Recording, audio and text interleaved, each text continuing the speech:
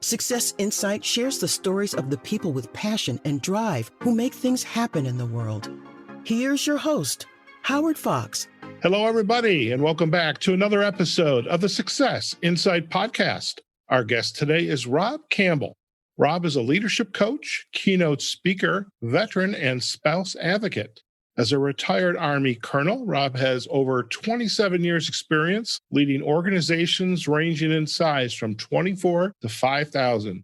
Rob likes to share that in his career, he has overcome organizational challenges and led change and has succeeded, failed, and learned along the way. Rob is also the author of 2 books. His first book, published in 2017, is called It's Personal, Not Personnel: Leadership Lessons for the Battlefield and the Boardroom. And his most recent book, published this past April, is At Ease: Enjoying the Freedom You Fought For, a soldier's story and perspectives on the journey to an encore life and career.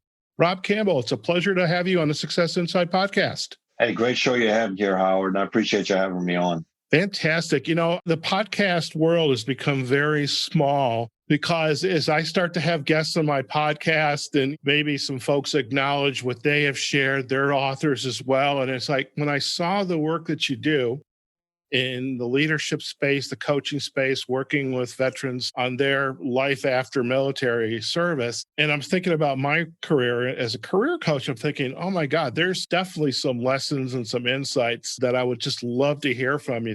Before we kind of dive into the book, because that is why we're here, can you share a little bit about your background? I mean, obviously those 27 years in the military, but I like when our listeners can kind of get a little flavor of what your journey has been. Yeah, I'm getting better at this. I'll try to neck it down to the the elevator pitch, right? Grew up in Massachusetts, born and raised, went off to college there. I was a basketball fanatic, played sports in high school and all that, but I didn't make the college team in freshman year. So that passion came to a screeching halt, and that's where I stumbled and found the Army and determined that, this is kind of neat. I kind of like the leadership challenge, the opportunity to travel, and all that the Army had to offer. So I went all in, finished my degree, and went on active duty in 1990, and the rest is history for 27 years. Infantry officer, Ranger, paratrooper, commanded at several levels, as you mentioned, from a platoon of 24 to a Army brigade, the 101st Airborne Division of nearly 5,000. Amazing career. And it's a lot of fun to be on the other side of it now and look back, pursue that same passion in my encore life.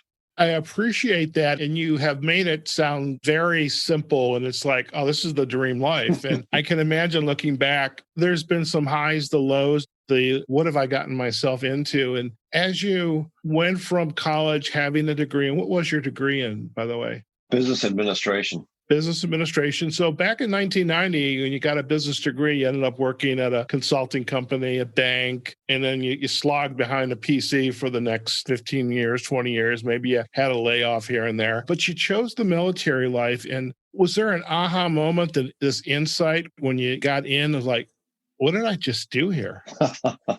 Yeah, there were lots of them along the way. I mean, even before I joined, whether this is what I want to truly do. I think it was the cause that really got into my DNA, and being a part of a band of brothers and sisters that really sunk into me. As I reflect back, I probably shouldn't have pursued a business degree. I did that because my dad sold a commercial insurance. He was a businessman. It's okay, I'll follow in the footsteps of my dad. And I did that. And I don't no major regrets, but as I reflect back, maybe history or something in the human psychology domain would have been really good for me, because I really was passionate about that. And I think all of that calling, that part of that teamwork and all that the military provided, and just being part of it, connecting with human beings and all of that stuff just really attracted me. And, I couldn't have explained this back in 1990. Oh, this is why I'm doing this, but it just felt right. And I ran with it. And I'm so glad that I did.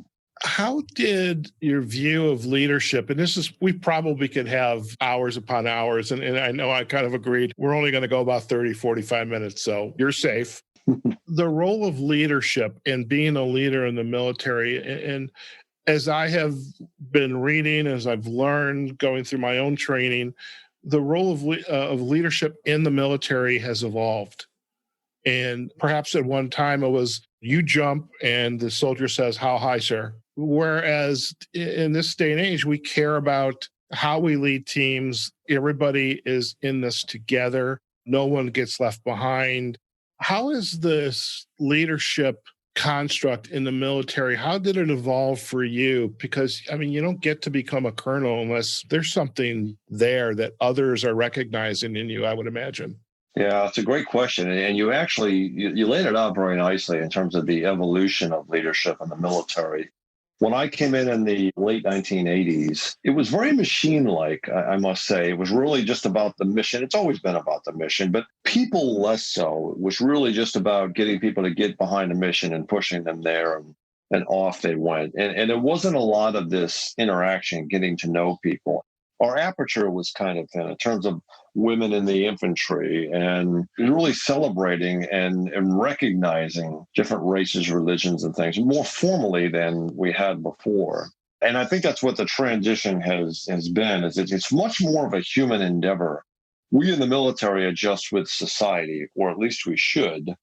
And I like to say that the military, the Army at least, has been at the forefront of that, sometimes a little bit behind, but kind of on par with changes in the military, women in the infantry, for one, gays and lesbians and all of that, serving in the military, a transition that we have made for the better, in my opinion. So I think it's really become more about the individual. And it's been prevalent in my journey and my growth as a leader, where it was really about, okay, this individual does this certain skill, and I need to use him or her in this capacity. Evolve to, this individual has got family and a background like this, strengths and weaknesses that are here, personal and professional goals that take them here.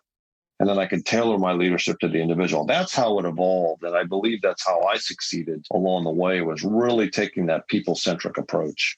When did I'm sure there's no fixed start date, but I mean, you wrote your first book. It's personal, not personnel, leadership lessons for the battlefield and the boardroom.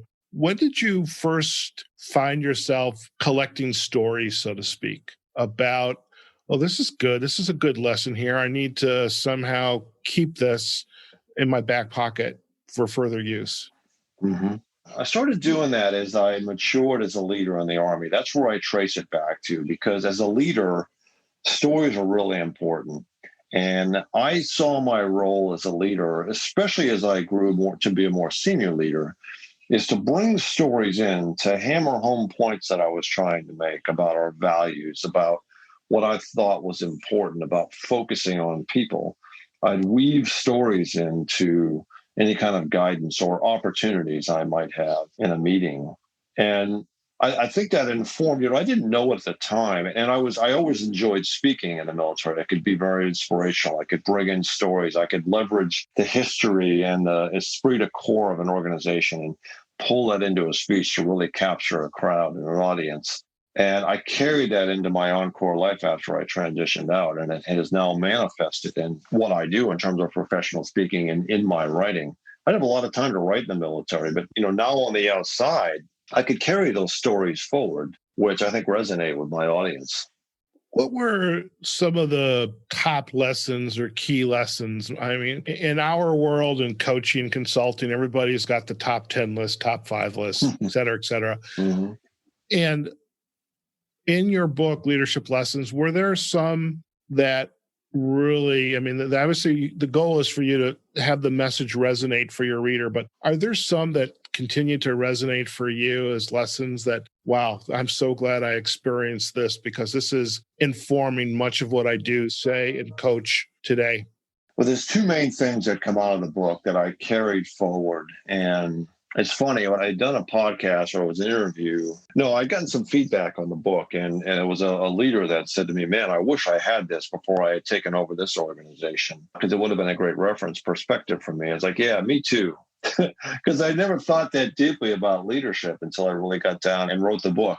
There's a few things that come out of it that I think are very powerful for leaders and maybe form my top 3, top 10 list. The first is vulnerability. Now, Howard, I didn't know that it was vulnerability I was really, describing as I really opened up my world in the form of a biography sketch in terms of who Rob Campbell is, his strengths and weaknesses. Not Colonel Campbell, Rob Campbell. Who is this guy?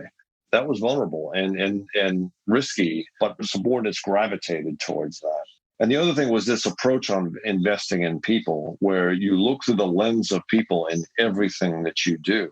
Any mission, task, problem set that came to me, my first thing I would think of would be, okay, how does this affect my people? What does this mean for the time and place that we're in right now with my people? And how do I tailor my leadership towards that end? So these are the themes that I carried with me. And it was a lot of fun to write about because you could really reflect back and say, yeah, that's exactly what I was doing and what I meant. And as I move forward, I learn a lot of, yeah, that's what I meant. Of course, that was it. Somebody labels it for me. There you go. Or the beauty too is you get to go back and create a second edition of the book as new improved leadership lessons. Already thinking about it.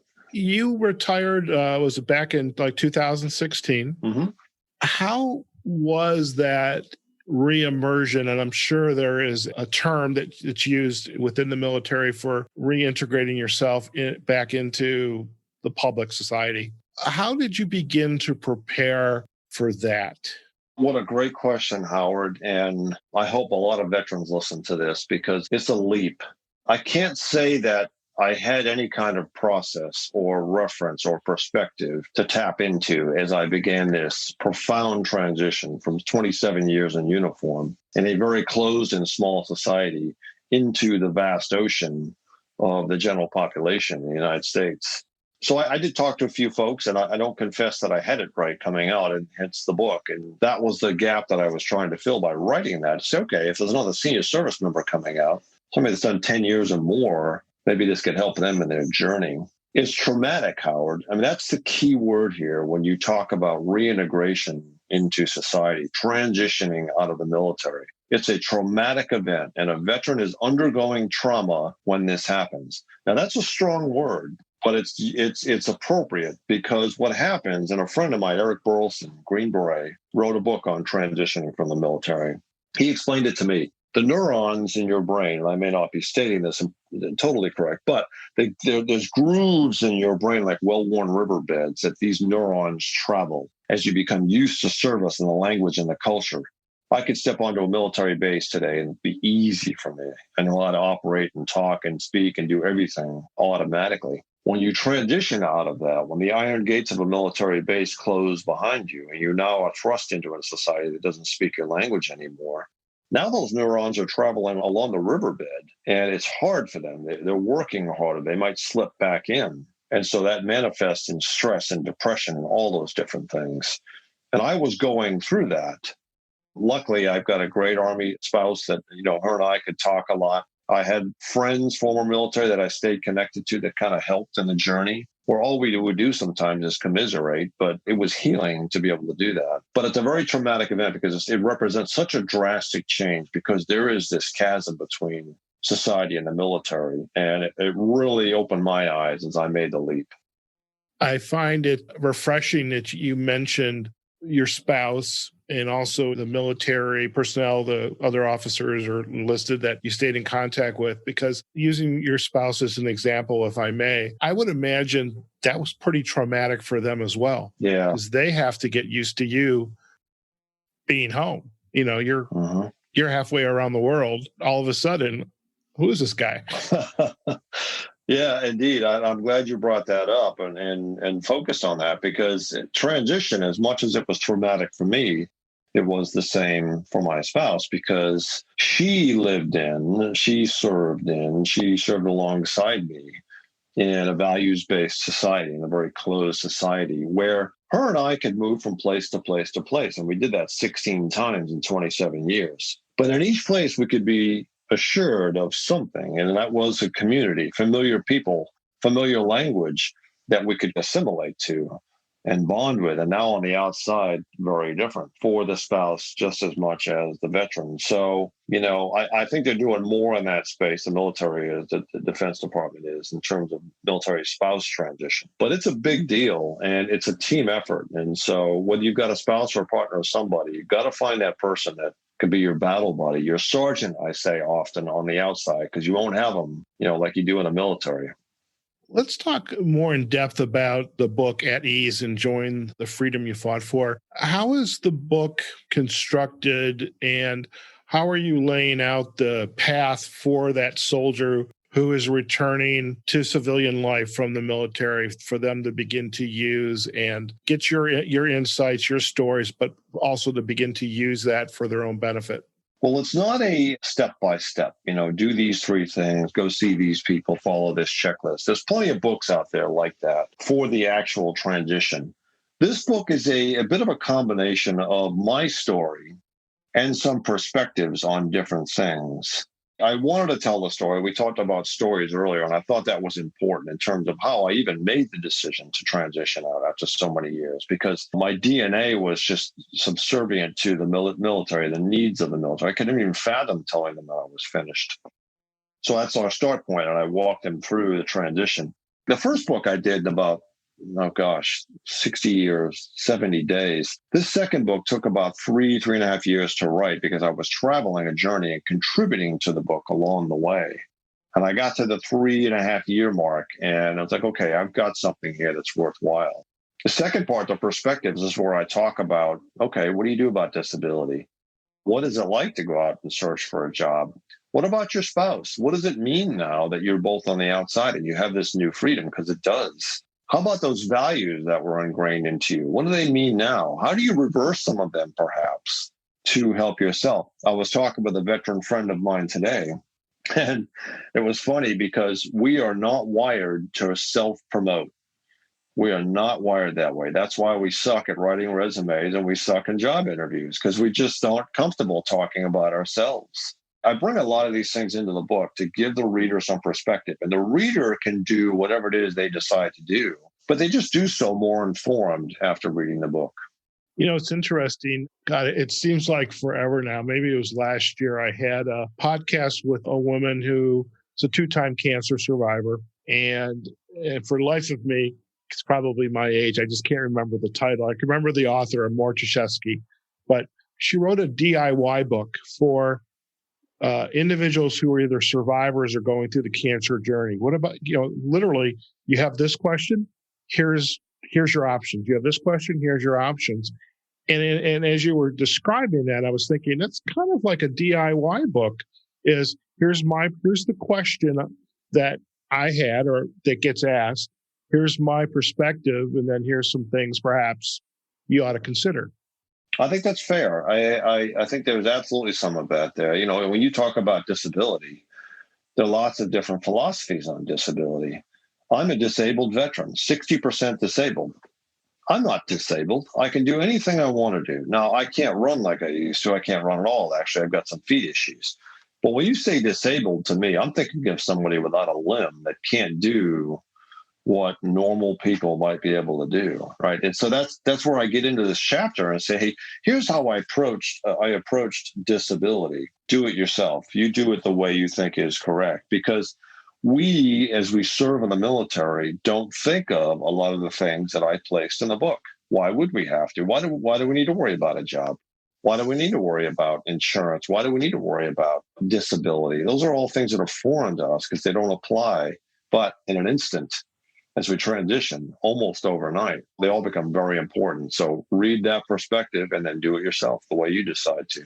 As you now have, again, your past, the 27 years in the military, you're now the author of 2 books. Where is Rob Campbell leadership? Where's your direction? And are these books kind of informing the work that you're doing today? And for whom are you doing this work for? Yeah, well, the pandemic has done a few things for me. It really helped me kind of niche down and focus on a certain market, right? I was kind of spreading myself a bit too thin, and I needed to kind of narrow that down. I want to make a difference in the pharmaceutical industry because a lot of leaders know each other in that space. It's recession-proof. There's money there. There's opportunities there to help leaders. And so I'm going to move my coaching towards that space. I want to get more involved in associations and big groups that get together for my speaking. So I'm going to be an executive leadership coach and a keynote speaker. Less so on the training and consulting side. While I can do that, and I might do that, I'm going to kind of push that aside. On the veteran side, I am the executive director for Vet to CEO. That is where it's a 501c3 nonprofit, vettoceo.org. A great program for entrepreneurship for transitioning veterans. And I didn't write the book necessarily because of that, but I've joined that team. It's kind of my new tribe on the outside. But coupled with that, and when we get past this pandemic, I want to get out and start doing some workshops near military bases for senior service members that can see the light now at the end of the tunnel and pursue that. I bring my book into the fold. And a friend of mine who's my mentor and coach now in my life is not a military person, but I think can inform that journey greatly and to start to spread that message. So that's where I want to go on both of those angles, because I really get a lot of fulfillment out of both, and I can do a lot of good in both places. I was thinking as you were just describing this, and you said like when the pandemic ends and it's over, and I coach inside organizations, internal coaching, career development, career transition. And as much as I would like to be in a room with a group of people delivering facilitating a workshop, doing one-on-one coaching, so much of what we do now is all via the Zoom, or Zoom overload. But I would think that even the presentations, the facilitations, the trainings you have to offer can be also easily delivered, facilitated, virtual. Certainly coaching can. And much easier. You can make a personal connection with somebody. I've always preferred the interpersonal communication. Sure. But, it really is much more convenient for the coach and the participant if you can connect on a medium like this. Speaking, on the other hand, while you can do it via Zoom, and I have, it's just less effective. And I'm an optimist. I certainly don't want to shut down my speaking. I want to keep doing it. But I'm really eager to get people back into a room, because I've got to bond and connect with an audience. I've got to be able to read them and see how they're reacting to what I'm saying, and then move down those passages. On a Zoom call, they could be checking email for all I know. All right. I mean, you don't know. You miss that interpersonal communication, which you just cannot replicate. Well, it's interesting. You've got 20-some years experience of relying on that face-to-face, looking at body language, the eyes, the murmurs, and anything else that's going on around you. So I can see where, this is important for me to have in how I take my career and this work that I'm doing forward. I've had a couple of questions, not meant to be gotcha questions, I assure you. But as you look back at your career and what you're doing now, what would you say to the 18-year-old or the 22-year-old Rob Campbell today, if you could? Yeah, a couple of things. I would tell him to relax. I was probably a bit high-strung as a young leader. I thought that I needed to be. I thought that I needed to be a bit of a hothead. I was worried about whether I'd make it or not. So I'd probably plant a few seeds in terms of relax and enjoy the journey, be in the moment more and not so much in the future, and do the best you can with today. The other thing is I would tell him to tone down his sense of humor. I grew up as a comedian. I was the class clown, and I was really good at it. Maybe one of these days I'll do some stand-up comedy, I'm going to a comedy writing class this week, actually, because it's another interest of mine.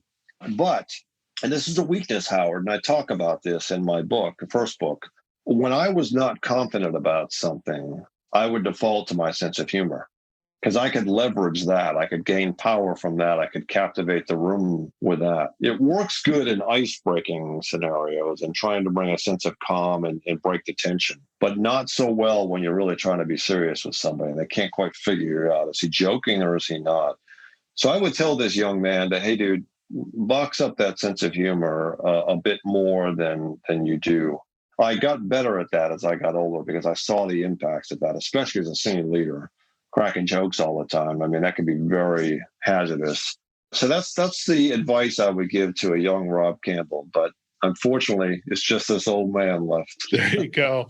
I'm curious too. One of my podcast guests, John Bentley, he's retired, I want to say Air Force and Army as well. He's in the healthcare space right now. And he tells a story on one of our earliest podcasts about one of his commanding officers said, "You're like a can of Coke. What happens when you shake it, because all of a sudden." Yeah. And so for our listeners, that sound effect was me going, pew.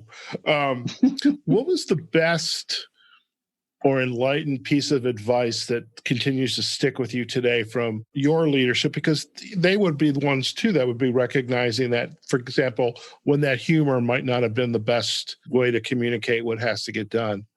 Yeah. One of the ones that sticks out to me was a philosophy that my boss used. He was an Army 3-star general, and the task load upon him and the responsibility on his shoulders was enormous. And I was his aide at the time, and I just marveled over the amount of things that came his way, but yet his ability to get through it. And he operated off of this philosophy: do only those things that only I can do, and hand the rest off to others. That briefs well when you've got large staffs, but even as I'm doing right now, I've hired 2 people. I'm looking at a third for my own business to hand off those things that I don't necessarily want to do so that I can focus on my craft. So it was that for sure. And there were others that I saw would push things aside. Oh my God, we're so busy. We've got to get this mission done. We've got all these things to accomplish. Okay, that's great. But I'm going to go talk to John over here or Mary over here and see what's happening. I'm going to visit them. So those that really stuck to that, when they said priority, they meant it. And those are the things I carried forward with me that really sunk in to say, yeah, if you say it's important, then you ought to mean it, and you ought to execute off of that. I mean, there were lots of great examples that I had to follow. Before we end our conversation today, Rob, I'd love if you could share with our listeners, and we try to incorporate it into as many podcasts as we can. And one of the reasons we call it Success Insight was we're looking for some insight or insight to go. Thinking about the families, spouses, maybe it's the soldier that's just right now beginning to contemplate exiting the military. Is there an insight to go that you would like to share with our listeners on a topic of your choosing? Sure. In terms of the transition, the number one piece of advice I have for veterans, and really anybody in your audience that's in a transition, maybe retiring or stepping into something new, is to have crystal clarity on who you are, what your passion truly is, what is it you love to do, what gives you fulfillment and energy and motivates you to get out of bed and lets you fall asleep at night fulfilled. You've got to have clarity on that. Most service members, if all service members, as they come into the military, there's no magic system or sauce that says, okay, you're going to be this occupational skill. All they do is look at the aptitude of the individual and the needs of the service. And poof, Howard, you're an intel analyst. And you do that. Now, being part of a band of brothers and sisters trumps that job passion misalignment. But on the outside, it's completely different. Some 80-something% of veteran college students pick a major or degree or a study different from what they did in the military. And the system, the society, will tell you to do what you did in the military because they assume that's what you love doing. So you've got to know yourself and operate off of that blank piece of paper. And I say in the book title, enjoy the freedom you fought for. It's a newfound freedom, and even I have to remind myself of it every now and then. When the tentacles of service are now released, you can do whatever you want. In the military, it was easy. Follow this path, do this, and follow the people that are in front of you. On the outside, you can write your own ticket, and you ought to do that. That's not to say don't go get a job and support your family. You can, but let that be a vehicle to some greater goal down the road. And don't ever lose sight of that, because all you're going to get out of job number one, just because it offers you a paycheck, is unhappiness. You can do better. Your next chapter ought to be better than the last. And too often we look back and say, well, the greatest days are behind me. No, they're not. They're ahead of you. It brings up another question. So I kind of fibbed a little bit. So we're not going to close it down. Fire away, Howard. I totally get about pursuing your passion and knowing enough about yourself and really thinking about, what do I love to do? What do I envision myself doing for the next 20, 30, 40 years? Multiple careers. What are some initial steps that you would offer to the returning veteran, or anybody for that matter, coming out of college for that matter, or even going into college, coming out of high school? You said, your dad was in sales and insurance. Well, okay, I'm going to guess I'm going to go and do what my dad did. Mm-hmm. How do you, or what do you say to them? Or is there an activity or a process you would go through with them to help them begin that self-discovery process of what are you truly passionate about? Because I think we have to love what we do. We should love what we do. I don't think I'd want me, or I wouldn't want my clients to do anything they really didn't feel the passion for. So what would be a conversation or an idea, a thought you would give to that individual? Yeah, perfect question. And if you love what you do, you'll never work a day in your life. Here's what I would offer to a veteran, to a college student, either entering school or about to graduate, step out into the world. There's a couple of exercises. So I'll ask the question, and this is what they need to answer. If you could wake up tomorrow and do whatever you wanted to do, and you couldn't fail, money wasn't an issue, take all those things out of the equation, what would you do? Think long and hard about that. Maybe there's a few answers to that, right? Well, I like to surf and fish. Okay, that's great. Probably won't make a living off of that right away. What else is there, right? And that gets you closer to say, yeah, this is the stuff that I enjoy doing. For me, it's investing in people. It's making a difference in the lives of someone else. I get that through coaching. I get that through speaking. So it keeps me fulfilled. The other one to ask, and it's kind of the opposite of that, is what would you do even if you knew you were going to fail? I heard Seth Godin ask this the other day, just a day or two ago on Tim Ferriss's podcast. What would you do if you knew you were going to fail? Man, the answer to that one is really something solid, right? That really should highlight to you something that, oh yeah, this is what I absolutely believe in to my core, and I would chase it even if I knew failure was imminent. I'd do it. And then the third question is reflect back on your life, whether you're 20 or 40, and think of 3 to 5 different moments in your life when you were in it. You were energized, you were confident, you were feeling it, you were levitating. I mean, it was real. Think hard about that and jot those down, right? Get them all on paper. Just do that first. And then go back and look at those and see if there's any themes that jump out. Because I think what you might find in between the words there is some core purpose and passion. I told you about my military journey, and what attracted me in the military was this investing in people opportunity, was this band of brothers and sisters being behind a cause that was bigger than me. All of that attracted me. And as I go back and look at my life and answer those questions, that's what bubbles up. That's what comes out to me, are those answers. So those are powerful answers that we don't ask ourselves much. And we're surrounded by traditional society, which pushes us in directions it wants us to be. It's not always aligned with who we are. Kind of pushes us in a straight line. Here's where you are. This is where you got to go. But, right. Life is not like that. It's a winding road. Absolutely. Yeah, I love it. Those are great insights, and we'll include those in our show notes as well. Rob, a true pleasure to have you on Success Insight Podcast. And if our listeners would like to learn more about you and your work, where are the best places for them to go? 2 places, Howard. The first one is LinkedIn. I'm on there often, every day. Rob Campbell Leadership on LinkedIn. You'll find me there. You'll see a picture of my mug and a little bit of background in terms of executive coaching and speaking. And then the second is my website, robcampbellleadership.com. So R-O-B Campbell with 2 L's, C-A-M-P-B-E-L-L, just like the soup. And then leadership. So there's 3 total L's in that word, .com. That's my main website. That can take you in a lot of places. My books, blogs, you name it. Fantastic. Well, we will definitely provide the links back to the website and to LinkedIn, and of course the links to the book pages on Amazon, and you'll also have those obviously on your website. Rob, it's been an absolute pleasure, and I should have a call out. I mean, I met you via another podcast guest of ours, Nathan Aganaga. He's been on 3 times with us. We did this. Guy wrote 3 books in a year. I don't like. He's an animal, but he's a machine. Yeah, he's a machine. But yep. I'm really glad. I just always keep track of what Nathan's doing, and when I saw your interaction, it's like, yeah, I got to have you on the podcast, and I'm so glad you were open to joining us today. Hey, thanks. I told Nate sent me a note this week because he knew I was coming on, and I shot a note back. I said, yeah. Another example of non-commissioned officers taking care of this old officer here. And it is a classic example of that.